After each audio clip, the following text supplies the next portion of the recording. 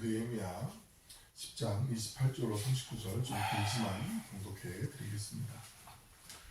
그 남은 백성과 제사장들과 레위 사람들과 문지기들과 노래하는 자들과 느드님 사람들과 및 이방 사람과 절교하고 하나님의 율법을 준행하는 모든 자와 그들의 아내와 그들의 자녀들 곧 지식과 총명이 있는 자들은 다 그들의 형제 귀족들을 따라 저주로 맹세하기를 우리가 하나님의 종 모세를 통하여 주신 하나님의 율법을 따라 우리 주 여호와의 모든 계명과 규례와 율례를 지켜 행하여 우리의 딸들을 이 땅 백성에게 주지 아니하고 우리의 아들들을 위하여 그들의 딸들을 데려오지 아니하며 혹시 이 땅 백성이 안식일에 물품이나 온갖 곡물을 가져다가 팔려고 할지라도 우리가 안식일이나 성일에는 그들에게서 사지 않겠고 일곱째 해마다 땅을 쉬게 하고 모든 빚을 탕감하리라 하였고 우리가 또 스스로 규례를 정하기를 해마다 각기 세겔의 3분의 1을 수납하여 하나님의 전을 위하여 쓰게 하되 곧 진설병과 항상 드리는 소제와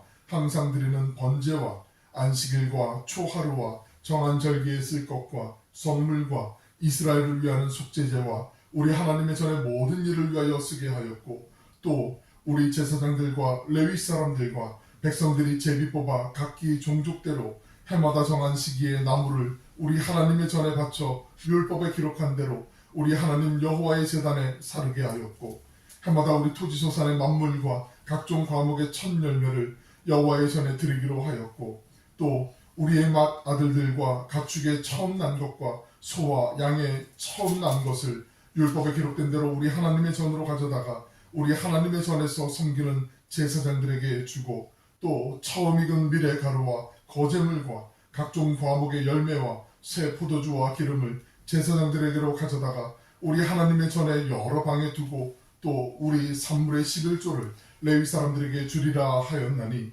이 레위 사람들은 우리의 모든 성읍에서 산물의 11조를 받는 자임이요 레위 사람들이 11조를 받을 때에는 아론의 자손 제사장 한 사람이 함께 있을 것이요 레위 사람들은 그 11조의 10분의 1을 가져다가 우리 하나님의 전 곳간에 여러 방에 두되 곧 이스라엘 자손과 레위 자손이 거제로 드린 곡식과 새 포도주와 기름을 가져다가 성소에 그릇들을 두는 골방 곧 섬기는 제사장들과 문지기들과 노래하는 자들이 있는 골방에 둘 것이라 그리하여 우리가 우리 하나님의 전을 버려두지 아니하리라. 아멘.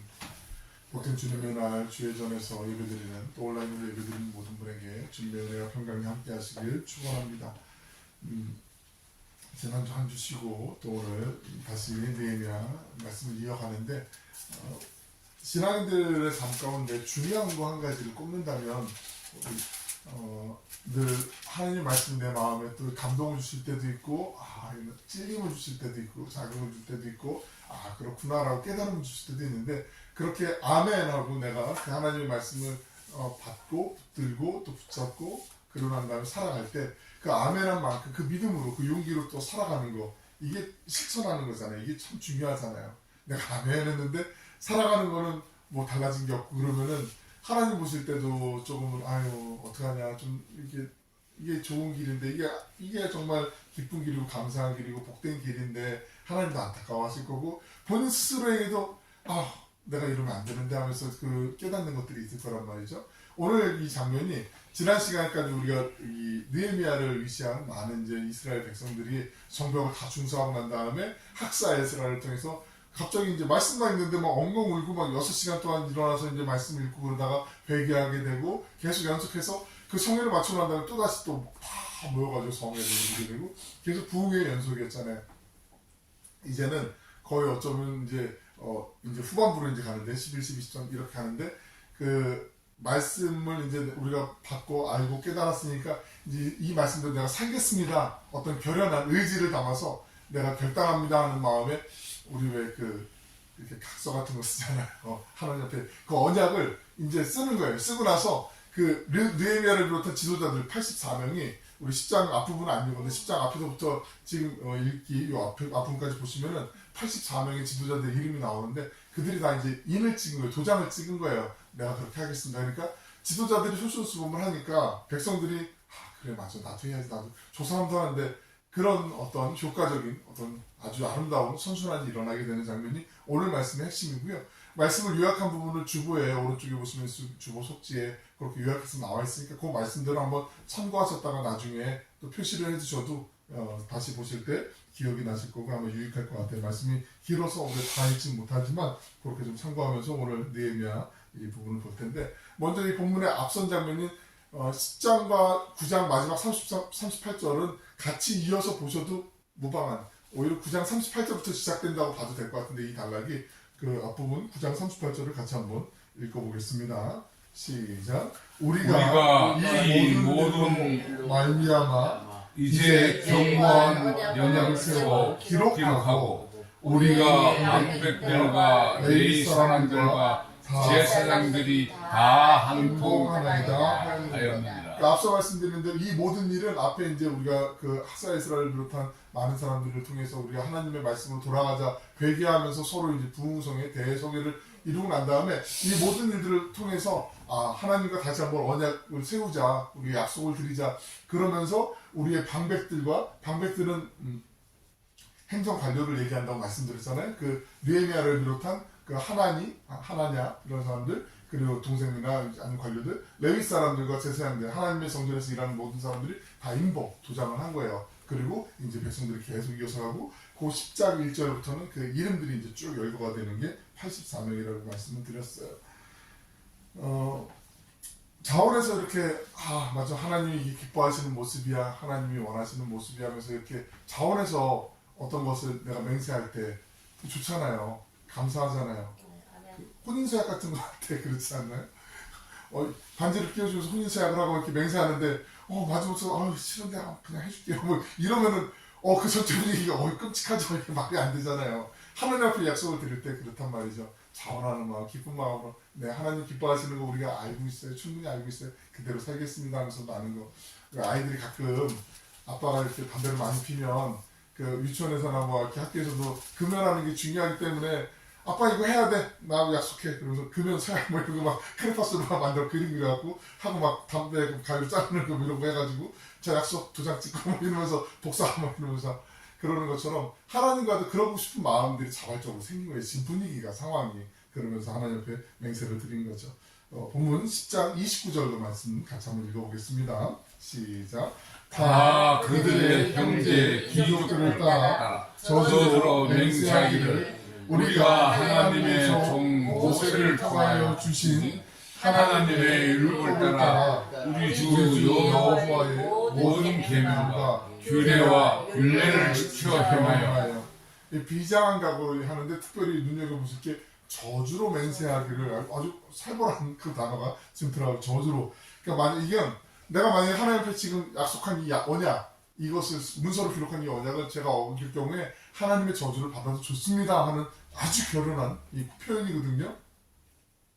하나님의 저주하면 하나님 우리에게 복을 주시는 분인데 뭐 저주해봐야 얼마나 뭐 하시겠어? 사랑으로 덮어주시겠지? 이런 신락 같은 희망이나 기대감을 갖고 했을까요? 아니에요. 이게 절대 아니에요. 하나님이 어떻게 저주를 하시는지 분명히 신명기 28장에 나와 있어요. 지금 읽지는 않겠지만 신명기 28장을 꼭 한번 보세요. 하나님이 하나님의 말씀을 따라서 준행하고 살아가면 이런 복을 줄 거야 하고 신명기 28장에서 먼저 나오고요. 그리고 난 다음에 너희가 내 말을 듣지 않고 반대로 행하게 되면 이 복이 아닌 화가 임할 텐데 저주가 임할 텐데 그 저주는 복에 비해서 한 3배 정도 분량으로 치면 훨씬 더 많아요. 어떤 거냐면요. 참 그런데 망하거나 패하거나 남의 비방거리가 되거나 정신이 산란해지거나 기쁨이 사라지거나 병에 걸리거나 압제를 당하거나 실패하거나 두려움, 절망, 가난들이 찾아온다고 아주 열거를 일일이 다 하고 계세요. 그러니까 이스라엘 백성들이 이 모든 것들을 다 알고 있으면서도 하나님 앞에 지금 내가 약속합니다. 하나님 내가 하나님대로 뜻대로 살지 않으면 이런 것은 내가 받겠습니다 하고 그렇게 약속하는 거예요. 30절 말씀 우리 같이 한번 읽어볼게요. 30절 시작. 우리의 딸들을 이 땅 백성에게 주지 아니하고 우리의 아들들을 위하여 그들의 딸들을 데려오지 아니하며 이스라엘 백성들이 하나님 앞에서 가장 먼저 한 맹세, 그 연약, 약속 첫 번째가 이방인들과 결혼을 안 하겠다 그 얘기예요. 이방인들과 내가 결혼 안 하겠습니다. 이게 하나님 국제결혼 실현하시나 보다 이 얘기가 아니라 이거 잘 오해하지 말고 잘 들으셔야 되는 게 뭐냐면은 신명기 7장 4절 말씀 보시면 신명기 7장 4절 한번 볼까요? 그가 내 아들을 유혹하여 이방 사람들이 결혼할 때 네 아들, 네 자녀들을 유혹해요. 여호와 하나님을 떠나고 다른 신들을 섬기게 한다. 이방 사람들이 와서 결혼할 때 이거 우리의 신인데 우리도 같이 믿어줘. 괜찮은 거 아니겠어? 나 사랑하는 만큼 좀 믿어주면 안 돼? 이렇게 이방인 아내를 맞이하거나 이방인 남편을 맞이할 때 이런 일들이 비일비재했기 때문에 그래서 하나님 우리가 여기서부터 어그러졌고 하나님을 떠나게 됐네요. 여기서부터 회개하고 하나님 이거 안 하겠습니다. 그렇게 약속하고 언약을 맺은 게 첫 번째가 이거예요. 출애굽기 34장 보시면 14절부터 16절까지 16절 말씀 보시면 그들의 딸들이 그들의 신들을 음란하게 섬기며 내 아들에게 그들의 신들을 음란하게 섬기게 할까 함이냐. 이게 무슨 얘기냐면 이때 당시에 하나님을 믿는 여호와 신앙, 하나님 유일 신앙 말고 그 주변에 있는 가나안이나 이쪽에 있는 바알과 아세라를 비롯한 이런 우상신들은요, 말이 좋아서 종교활동, 신앙을 갖는 거지 이게 음행이 꼭 따라왔던 거거든요. 난잡했어요. 동성애도 있고 다양한 여러 가지 아주 심지어는 막 못된 짓, 동물들까지도 그 짓을 하는 이런 아주 끔찍한 일들이 많이 있었고 자기의 자녀들을 인신제사로 그냥 불에 태워서 제사 지낸다고 자식들을 올리고 이런 말도 안 되는 짓거리를 많이 했단 말이죠. 하나님이 이거 말도 안 된다. 그래서 하나님이 아주 냉정하게 끔찍할 정도로 그렇게 차단을 하는 거예요. 하나님 우리가 거기서부터 하나님께로 멀어지게 된 포로로 잡혀갔던 일들을 다시 회개합니다. 그 첫 단추를 다시 이제 제대로 깨우겠습니다. 그 언약으로 지금 이걸 하는 거예요. 그러니까 하나님 국제결혼 싫어하시는 거 이거 아니고요. 이거 낭만적으로 생각하는 거 그거 아니라는 거 꼭 기억하셔야 돼요. 한 가지 놀라운 것은요. 근데 우리나라도 우리 지금 신앙생활 하는 분들도 보면 이게 그런 하나님의 관점에서 우리가 신앙생활을 하고 열심히 살아오신 분들도 자녀들 결혼할 때 결혼 준비할 때 좀 흔들리는 경우도 많이 있잖아요. 종종 있잖아요. 오히려 자녀들이 이 친구 참 믿음이 너무 좋고 하나님 잘 믿어요. 신실해요. 우리 같이 큐티하면서 하나님 말씀 묵상하면서 그 믿음에 제가 홀랑 반했어요. 뭐 이러면서 우리 축복해 주세요. 막 이렇게 얘기하면 오히려 신앙이 오래된 부모님들 믿음이 좋아 보이는 분들도 자식아 네가 현실을 몰라서 그렇구나. 아니란다. 현실의 세계는 냉정하단다. 그러면 안 된다. 그러면서 학력 보거나 재력 보거나 뭐 뒷배를 보거나 이런 경우들도 상당히 많이 있어요. 공감하시죠 다? 현실하고 이게 신앙하고 따로 국밥처럼 이렇게 따로 가려고 하는 경우들인데 하나님 아니라고 말씀이 아니라 받고 있는 거예요. 이게 얼마나 강조하는지 계속 지금 반복되고 있는 거예요. 정말 예수님을 잘 믿고 믿는 대로 잘 사는 게 얼마나 중요한가 우리에게 다시 한번 일깨워주는 것. 이게 2500, 600년 전에 일어났던 일인데 지금 날에도 유효한 일이고 주님 오실 때까지 계속 유효한 거예요. 왜냐면 우리 사람의 마음속에는 그런 약간 간사한 마음 있잖아요. 이것도 하고 싶고 저것도 하고 싶고 다 잡고 싶은 그런 욕심이 있단 말이죠. 그러다 보니까 이거 하나님 좀 눈 감아주셨으면 좋겠는데 하면서 막 이렇게 엉뚱한 길로 가는 경우들이 있어요. 31절을 보시면 이스라엘 백성들이 하나님 앞에서 저주로서 맹세한 나 이거 하나님 지키지 않으면 하나님 이런 죄 이런 벌을 받아도 좋습니다 하고 맹세한 두 번째가 나오는데요. 안식일과 안식년의 철저한 준수를 얘기하고 있어요. 하나님이 말씀으로 천지를 창조하시고 엿새 동안 이제 만드시잖아요. 창조하시고 7일째 되는 날 그때 안식을 하시잖아요. 그래서 우리가 안식일 오늘날 그 시간 우리 흐름으로 봤을 때 주일부터 일, 월, 화, 수, 목, 금, 토 이렇게 따지면은 토요일이 안식이 되겠죠. 그래서 이스라엘 사람들은 지금도 금요일 저녁 때부터 안식일이 시작이 되거든요. 사바스라고 해서 안식일 그때부터 시작이 돼서 토요일까지 쭉 진행이 돼요. 그래서 토요일날 온전히 안식을 하는 게 이스라엘 사람들 안식일이잖아요.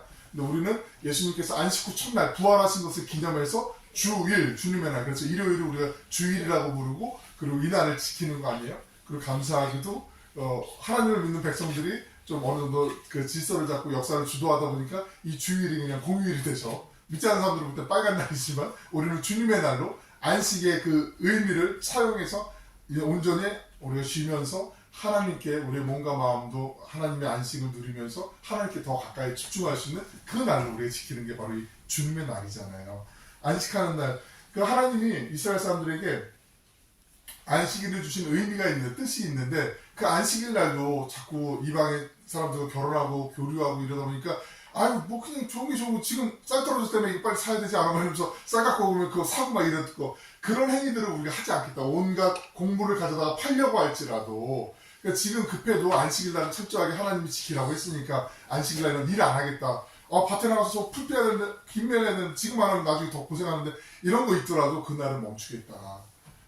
이게 뭐 적절한 예는 아니지만 이스라엘이 계속 이제 건국 이제 다시 독립하기 위해서 할 때 그 이후에도 몇 번의 전쟁들이 크고 작은 전쟁들이 있었거든요. 근데 지금 일어나는 그 하마스와의 그 전쟁 말고 그 전에 이제 있을 때 그 10일 전쟁이라고 해서 그 주변에 있는 아랍에서 이스라엘 침략할 때 그 안식일이 있을 때 전혀 방어하거나 공격을 안 했어요. 맞대응을 안 했어요. 안식일이니까 우리는 철저하게 하나님만 예비하고 그러고 난 다음에 안식일 끝나고 난 다음에 전세가 한 번에 없어졌거든요. 이러다가 이스라엘이 완전히 없어지는 거 아니야? 사람들이 그렇게 염려를 했는데 그 정도로 지금도 그런 믿음을 갖고 있는데 물론 시대가 따라서 조금 변화는 있겠지만 지금은 그래도 안식일날 뭐 이렇게 미사일 날아오면 아이언돔 이거 발동해가지고 이렇게 맞추기도 하기도 하는 것 같은데 그냥 맞지는 않는 것 같은데 아무튼 그런 의미를 지금도 지키려고 그렇게 이스라엘 사람들이 몸부림 치고 있죠. 7년마다 또 한 해를 쉬는 게 안식년 많이 들어보셨잖아요. 안식년? 안식년을 지키는 뭐 분들도 있고 안 지키는 분들도 있지만 대부분의 경우는 안 되잖아요. 근데 그 안식년도 역시 안식일과 같은 개념인데 땅을 6년 동안 열심히 기경을 하고 난 다음에 7년째 되는 땅을 쉬게 하는 거예요. 땅을 쉬면 땅에도 좋죠. 지력이 다시 생기잖아요. 땅을 계속 농사를 지면 쉬지 않고 지면 땅의 지력이 떨어지니까 거기 비료도 많이 부어야 되고 땅을 살리기 위해서 또 여러 가지 하잖아요. 그 강화에 가시면 강화에 유명한 게 있는데 인삼 잘 아시죠? 인삼도 이렇게 6년근이 유명하잖아요. 6년근 이상 돼야지 뭐 효과가 있고 좋다고 하잖아요. 상품성도 있고. 그러고 난 다음에는 꼭 1년을 쉬게 한대요. 왜? 그러면 인삼 잘 농사가 안 된다고 그러더라고요. 그때 쉬면서 강화 분들이 이제 거기다 심는 게 뭔지 아세요? 수모. 네 맞아요. 순무 잘하시네요. 그래서 순무김치 유명하거든요. 그 빨간색 김치. 아는 분들도 계시고 그 뭐야 우리는 구경도 못했는데 그런 분들 계신데 한번 나중에 한번 제가 거기서 한번 사서 한번 갖다 같이 한번 맛보도록 할게요. 그 아주 약간 알싸한 맛도 있어서 되게 맛이 괜찮더라고요. 근데 여하튼 그렇게 지력이 생기는 거 지금 브라질도 그렇고 베트남도 그렇고 커피 농사가 되게 안 된다고 그러잖아요. 커피값이 많이 오른다고 그러잖아요. 이게 땅이 지력이 좀 회복돼야 되는데 계속 쉬지 못하고 일어나는 게 이거 쉬면 우리 지금 당장 생계가 곤란해지니까 이런 경우들도 있는데 하나님의 믿음으로 6년 동안 농사 지니까 6년째 되는 해는 산술적으로 봤을 때 마치 그 광야에서 계속 하나님에 따라서 하나님의 인도에 따라 만나를 거둘 때 6일째 될 때는 그 이틀치 분량을 걷게 하셨잖아요. 각 사람 한 호멜씩 그리고 2호멜씩 이렇게 걷게 하셔서 그걸 갖고 있을 때 원래 하루가 지나면 이 만나가 다 상하고 썩어서 뭐 벌레 생기고 못 먹는데 안식일이 있을 때는 그것만 예외로 하나님 지키게 하셨던 것처럼 그 믿음을 갖고 안식년을 지키는 게 중요한 건데 그걸 이제 우리가 다시 하겠습니다. 지금까지 지키지 못했지만 그 말씀을 지금 하는 거거든요. 그게 저주로서 한 맹세의 두 번째 안식일과 안식년을 저희가 지키겠습니다 하고 하나님 앞에 이제 약속을 하는 거죠. 그러면서 또 한 가지는 형제의 빚을 탕감해 주는 거예요. 탕감. 그러니까 이 앞에 절 다시 한번 볼까요, 우리? 밑에 보시면 땅을 쉬게 하고 모든 빚을 탕감하리라 하였고 이게 다른 사람이 나에게 어쩔 수 없이 지금 형편이 안 돼서 돈을 좀 빌렸어요. 그랬을 때 7년째 될 때 이때 그 빚을 탕감해 주는 게 안식 희년의 법칙이거든요. 원래 그 이후에는 49년이 그 7년이 7번 있을 때 완전한 7년과 완전한 7번 77에 49잖아요. 49년이 지난 그 50년째를 희년이라고 하는데 희년, 대희년이라고 하는데 주빌리라고 하는데 이 희년에는 노예됐던 사람도 다 자유인이 되고 모든 빚을 졌던 사람들이 다 원위치로 그리고 이스라엘의 12지파에 하나님이 가나안에 들어간 다음 땅을 경계를 나눠주셨잖아요. 지파별로 어디 족속은 여기 어디 지파는 여기 땅을 나눠주셨는데 내가 저당이 잡히거나 해서 땅을 담보로 했을 때 갚지 못해갖고 땅이 넘어갔을 때도 그 희년이 됐을 때 다시 원래 그 지파대로 다시 한번 세팅을 해주는 거예요. 완전히 처음으로. 그래서 모든 사람이 처음부터 다시 이제 시작할 수 있도록 기회를 똑같이 해주는 거예요. 우리 뭐 금수저, 흑수저 뭐 이런 얘기 많이 하잖아요. 태어나는 데부터 애들이 벌써 기울어진 운동장에서 출발하는 경우들이 많은데 그러지 않고 하나님의 법칙은 7년째 될 때 그 모든 것을 원위치로 해서 다시 내가 열심히 성실히 노력만 하면 다시 할 수 있는 기회를 주시는 거. 이게 희년의 법칙이라는 거죠. 이건 정말 오늘날에 더 절실하게 교회에서 실천해야 될 중요한 법칙이죠. 그죠? 하나님이 그렇게 하실 거라고 믿어요. 그리고 우리가 또 정말 탄탄해지고 교회가 좀 힘이 있어져서 하나님 아버지 이런 일을 반드시 하게 될 거라고 저는 믿어요. 그 이제 세 번째 약속은 하나님의 전을 돌보는 거라고 이제 말씀하는데 이게 32절부터 39절까지가 나오거든요. 하나님의 전, 하나님의 성전을 돌보는 구체적인 일들이 나와요. 그래서 이 말씀 보다가 제가 원래 잘 아시지만 설교하면서 꼭 다루지 않는 두 가지가 있어요. 두 가지가. 하나는 헌금 얘기하는 거, 하나는 정치 얘기하는 거 절대로 안 다르거든요. 근데 말씀을 읽으면서 이걸 굳이 일부러 뺄 필요는 없겠구나. 하나님이 그냥 주신 말씀이고 이건 우리가 아멘하고 받아야 더 유익이 되는 말씀이니까 그래서 그냥 나오는 대로 이렇게 말씀을 해야겠다 그 생각을 붙잡고 그런 이제 말씀을 좀 나누려고 해요. 하나님의 전이란 말이 32절부터 39절까지 9번 등장해요. 9번. 하나님의 전, 교회, 성전이란 말이 9번이나 등장해요. 그러니까 중요한 거죠. 하나님께 약속한 그 맹세하는 하나님 이거 안 지키면 저 벌 받아도 싸요라고 얘기했던 그 세 번째 약속이 하나님의 전에 대한 건데 우선 32절, 33절을 보시면 이스라엘 백성들이 먼저 하나님의 전을 잘 돌보기 위해서 성전세를 드리겠다라고 얘기하는데 32절 보시면 우리가 또 스스로 규례를 정하기를 이제 이게 또 스스로 규례를 정했다. 스스로 우리가 이 법칙을 정했습니다라고 얘기하지만 그게 아니라 이미 있었던 거예요. 모세율법에도 있었던 건데 그것을 다시 한번 우리가 재정비합니다라고 말씀드리면서 각기 세겔의 3분의 1을 수납하여 한 사람의 그 3분의 1 세겔씩을 정전세로 1년에 한 번씩 드리겠다 이 얘기거든요. 근데 이게 모세율법에는 반 세겔씩 한 사람이 그러니까 두 명이 한 세겔을 나눠서 이렇게 드리는 걸로 원래 돼 있어요. 근데 지금 이 시대가 바사제국 페르시아의 매년 그 세금을 바쳐야 되는 어려운 시기잖아요. 그래서 3분의 1씩을 내겠다 이렇게 그 기쁜 마음으로 자원하는 마음으로 지금 드리는 거거든요. 근데 3분의 1세겔 그러면 얼마나 될까 가늠이 잘 안 되잖아요. 이게 노동자 하루에 품삯의 4배 그러니까 나흘치에 일할 때 그 벌어들이는 그 품삯이에요. 그러니까 나흘치에 일당이면 거의 뭐 일주일 가까이니까 적은 비용은 절대 아니거든요. 1년에 한 번 이렇게 하나님께 드리겠다라고 자원하는 마음으로 지금 성전세에 대해서 32절, 33절에서 그렇게 얘기하고 있어요. 그리고 드릴 때 늘 언제나 강조하는 말씀이지만 이게 정말 자원하는 기쁨으로 드리는 게 제일 중요하거든요. 그래서 이걸 우리가 늘 잊지 않으면 억지로 드리면 하나님도 마음 불편하실 거고 드리면서도 힘들고 여러 가지가 그래요. 그러니까 늘 기쁘게 감사함으로 하나님 이렇게 드릴 수 있도록 건강 주시고 여건 주셔서 감사합니다. 그 믿음으로 드려야 돼요. 억지로라도 해보세요. 그러면 진짜 그 속에서 하나님이 주시는 은혜가 있고요. 역사하심이 있어요. 맛보게 될 거예요. 우리 바울사도가 얘기한 고린도후서 9장 7절 말씀 같이 한번 읽어보실게요. 시작. 각각 그 마음에 정한 대로 할 것이요 인색함으로나 억지로 하지 말지니 하나님은 즐겨내는 자를 사랑하시니라. 여기서 오해하지 마시니까 즐겨내는 게 자주 내야 된다 이 얘기 아니에요. 기쁨으로 자원하는 마음으로 내야 되는 거고 그 마음에 정한 대로라는 게 이 정한 대로라는 단어가 우러나오는 대로 감동되는 대로 내가 체면이 있지 내가 이러지 말고 그냥 우러나오는 감동이 있어서 그렇게 하는 거 하나님 제일 기뻐하신다. 그 말씀하는 거. 요게 헌금 드리는 정신이라는 거. 요건 꼭 기억하셔야 돼요. 요거는. 그리고 헌물에 대한 규정이 30좌절에 나오게 돼요. 제사장들과 레위 사람들과 백성들이 제비를 뽑아서 날마다 하나님께서 해마다 정한 시기에 나무를 우리 하나님의 전에 바쳐 하나님 저는 왜 나무를 바칠까? 이게 뭐지? 이렇게 생각하시는데 하나님 성전 재단에 불이 꺼지지 않게 하라고 말씀하시잖아요.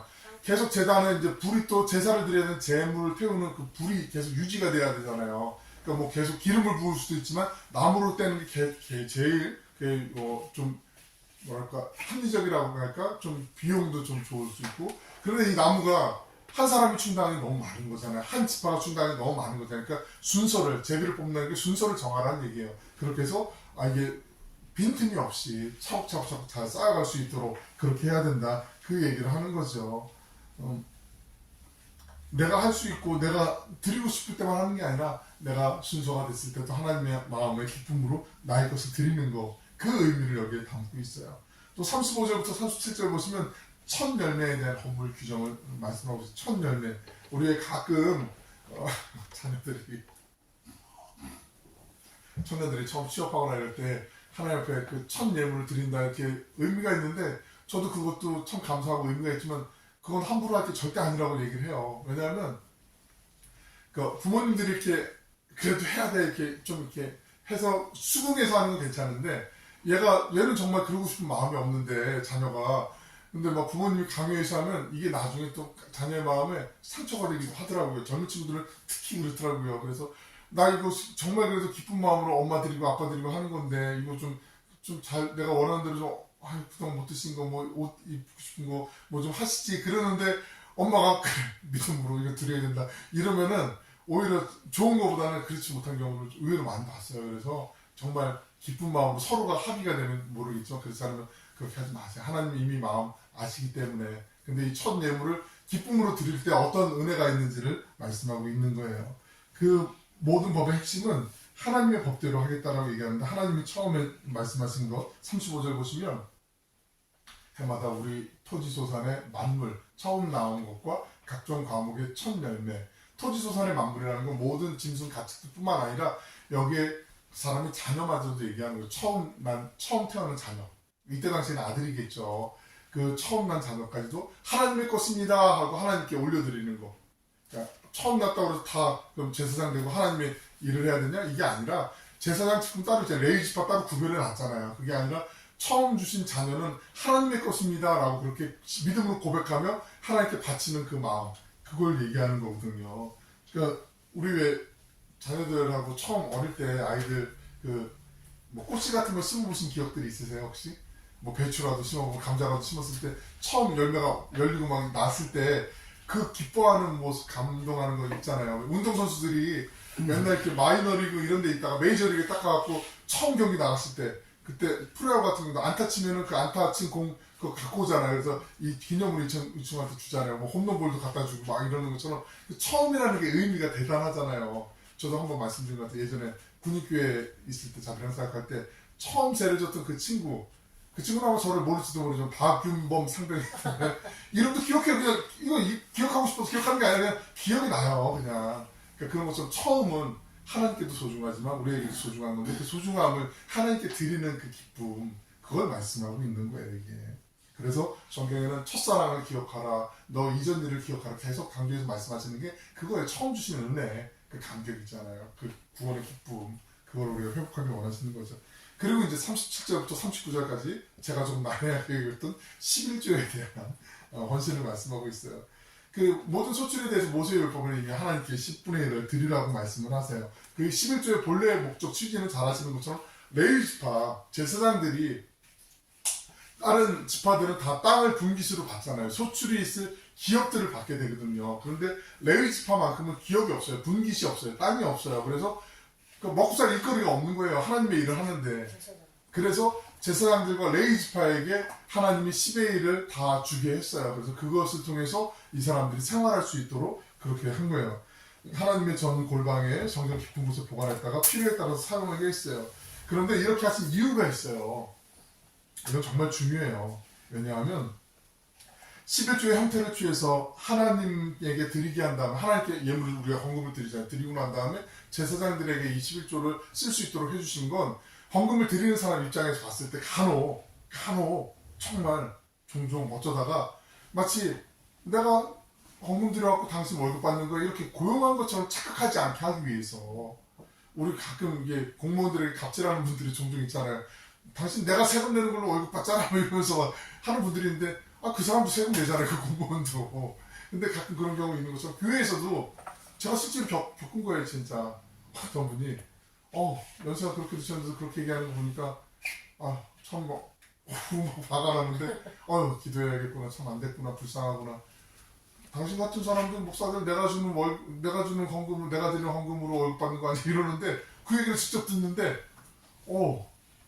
그래서 당신은 헌금 얼마나 하시는데 이렇게 묻고 싶더라니까 진짜로.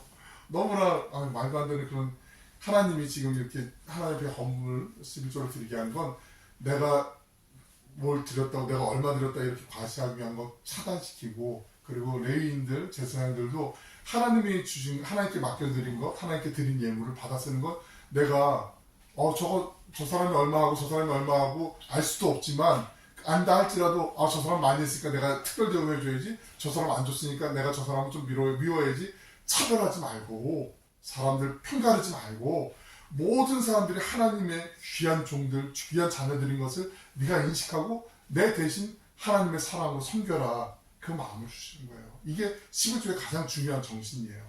이거 잊지 않으면 목회자도 어려워질 수 있고 교인들도 어려워질 수 있어요. 이건 정말 우리가 잘 새겨야 돼요. 하나님께 기쁨으로 드리고 정말 하나님이 주신 걸로 기쁨으로 취하면서 내가 살아가는 거. 근데 우리는 지금 더 확대해서 주님 앞에 드려진 예물이 목회자뿐만 아니라 하나님의 나라를 위해서 하나님 전을 위해서도 봉사하고 구제하고 나누는 일에 얼마나 많이 아름답게 쓰이는지 우리가 잘 알고 있잖아요. 그 정신을 우리가 꼭 기억하는 거 이게 중요해요. 그렇게 온전하게 드렸을 때 우리 잘 하시는 말씀 말라기 3장 10절에 있는 말씀 같이 한번 읽어보실까요? 시작. 만군의 여호와가 이르노라 너희의 온전한 11조를 창고에 들여 나의 집에 양식이 있게 하고 그것으로 나를 시험하여 내가 하늘의 문을 열고 너희에게 복을 쌓을 곳이 없도록 굳이 알만하노라.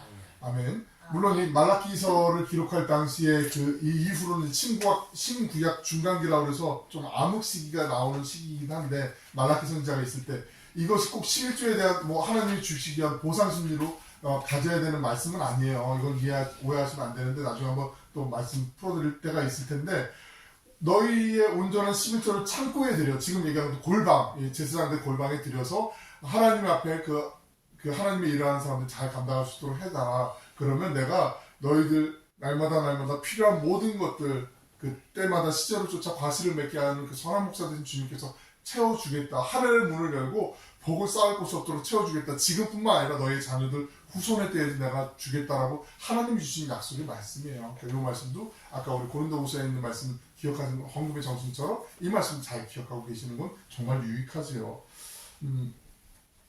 이스라엘 백성들이 저주로서 맹세한 언어의 결론이 39절, 본문 39절에 나오게 되거든요. 39절에는 말씀도 우리 같이 한번 읽어보겠습니다. 시작. 곧 이스라엘 자손과 레위 자손이 거저 드린 곡식과 새 포도주와 기름을 가져다가 성소에 그릇들을 두고 골방 곧 섬기는 제사장들과 문지기들과 노래하는 자들이 있는 골방에 들어갈 것이다. 그리하여 우리가 우리 하나님의 전을 버려두지 아니하리라. 마지막 부분에 그리하여 우리가 우리 하나님의 성전을 버려두지 아니하리라. 이 말씀이 하나님과 언약을 맺은 백성들이 이제 본래적인 의미, 내가 하나님의 백성이기 때문에 하나님의 전을 떠나거나 외면하거나 모른 척하거나 버리지 않겠습니다. 그게 모든 것이 응축돼서 여기 이제 담겨있는 표현이죠. 고백이죠. 성전 자체를 건축하는 것보다 하나님께로 돌이키는 것. 여태까지 이스라엘 백성들이 지금 이 정벽을 예루살렘 정벽을 재건하기 전까지 우리가 이렇게 많이 외적의 침입도 받고 포로도 잡혀가게 되고 이런 어려움을 겪었던 모든 일들이 결국은 나중에 보니까 하나님의 율법을 떠나고 하나님의 전을 지키지 않았기 때문이네요. 하나님 우리가 다시 하나님께로 돌이키겠습니다 하는 그 모든 것이 응축되어 있는 게 바로 이 말씀이죠. 전도서 1장 9절에 있는 말씀 보시면 해 아래 새 것이 없다라고 말씀하거든요. 우리가 하나님의 말씀을 몰라서 안 되는 게 아니거든요. 이스라엘 백성들도 하나님의 말씀, 율법을 몰랐기 때문에 이게 안 좋은 일이 있었던 거 아니거든요. 다 알았는데 살다 보니까 조금 양보하지 조금 이것도 해보지 이러다 보니까 이제 신앙이 조금 약간 이게 선명해야 되는데 좀 흐려진 거예요. 그리고 제대로 내가 정체성을 갖고 살아야 되는데 좀 이제 흐지부지한 거예요. 며느리가 저 가나안이 아니라 저쪽 멀리 하란에서 왔는데 며느리가 저 이집트 출신인데 이러다 보니까 그들의 종교도 받아들이게 되고 우상도 받아들이게 되고 이렇게 삶이 이제 하나님 기뻐하지 않는 모습으로 변질되다 보니까 이제 그것을 다시 한번 마음의 어깨도 여미고 단추를 다시 띄우기 시작하면서 하나님께 크게 세 가지의 또 언약을 다시 이제 작성을 하고 거기에 도장을 꽝꽝꽝 이렇게 찍으면서 하나님의 전을 돌보겠습니다. 이렇게 율법에 기록된 대로 이렇게 행하겠습니다라고 이렇게 고백하는 거죠. 우리에게도 오늘날 주님께서 어쩌면 계속 누누이 말씀하시는 거 그런 음성이 들리는 것 같지 않으세요? 하나님이 기뻐하시는 모습 우리는 다 알고 있어요. 이미 알고 있어요. 거기로 내가 하는 거죠. 누가 대신해 주는 거 아니고 그래 내가 하루에 그래도 하나님 주신 귀한 건강으로 눈도 잘 보이고 귀도 잘 들릴 때 하나님 말씀도 좀 더 읽고 기도도 좀 더 하고 하나님 그거 보시는 거잖아요. 그러니까 우리 그런 욕심을 한번 내셨으면 좋겠어요. 내가 하루에 말씀을 한 장만 묵상했다. 그럼 욕심내서 아침 저녁 2장씩 묵상하고 하루에 기도를 10분 15분 20분 30분 못했다 그러면은 조금 더 나눠서 기도하고 그렇게 해서 그 욕심 굳이 거기에 미사역으로 거룩한 이런 거 전 붙이고 싶지 않아요. 그냥 우리 삶 속에서 하나님께 조금 더 한 걸음 더 가까이 가기 위해서 하나님이 기뻐하시는 거 내가 아는 것만큼 조금 더 이렇게 내가 살아가는 거 이게 실천하는 거잖아요. 서두에 말씀드렸잖아요. 우리가 아멘 하면서 믿음으로 고백한 다음에 살아내는 거 이게 참 중요한데 이게 쉽지 않은데 오히려 쉽게 돌파가 풀릴 수 있거든요. 하나님의 말씀 그 말씀 속에 힘이 있잖아요. 세상의 뉴스 아무리 봐도 거기에 소망이 없더라고요. 세상의 얘기 아무리 들어봐도 거기에 참된 지혜가 없고 평안이 없더라고요. 불안만 있고 어려움만 있고 근심만 쌓여요. 그런데 하나님의 말씀을 붙잡고 기도하는 순간 그때부터 하나님이 주시는 하늘의 참된 평화와 위로가 우리에게 충만하게 임할 줄로 믿습니다. 주님의 말씀, 그 복된 말씀에 순종하며 그 부르심을 따라 이 한 주간도 주님과 행복하게 동행하시다가 다시 만날 때 오늘보다 더 젊어지시고 더 기뻐지시고 더 반짝반짝 환해지셔서 주님 안에서 주님을 찬양하는 우리 모두가 되시길 주님의 이름으로 간절히 축원합니다. 아멘. 기도하겠습니다. 사랑을 하고 풍성하시고 자비로우신 아버지 하나님, 저희의 삶의 하루하루 속에서 하나님 앞에서 견고한 언약을 세우고 주님만을 따르며 살길 원합니다. 주님의 말씀에 인도하심에 따르게 하여 주시고 그 속에서 진정한 만족 있게 하여 주시옵소서. 세상에 허망한 여러 가지 것들이 유혹한다 할지라도 그 악한 길에서 돌이켜서 주님께서 인정하시고 기뻐하시는 길로 다시 돌아갈 수 있도록 힘과 용기를 허락해 주실 줄로 믿습니다. 그 믿음대로 순종하며 하나님의 영광이 가득한 우리의 삶이 되게 하시고 우리의 가정이 되게 하시며 우리의 삶의 현장이 되게 하여 주옵소서.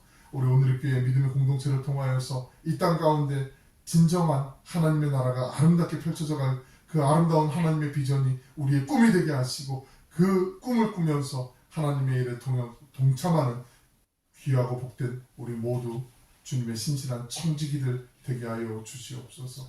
그리 행하신 주님을 찬양하며 감사드리며 사랑이 많으신 예수님의 이름으로 기도 올려옵나이다. 아멘.